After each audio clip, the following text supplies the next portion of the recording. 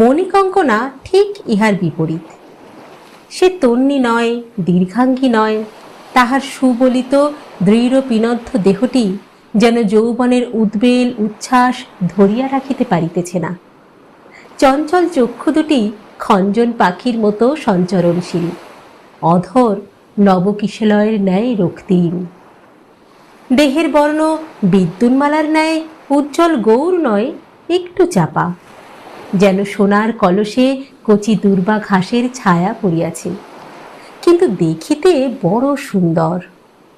তাহার প্রকৃতিও বড় মিষ্ট, মোটেই অন্তর্মুখী নয়। বাহিরের পৃথিবী তাহার চিত্ত হরণ করিয়া লইয়াছে।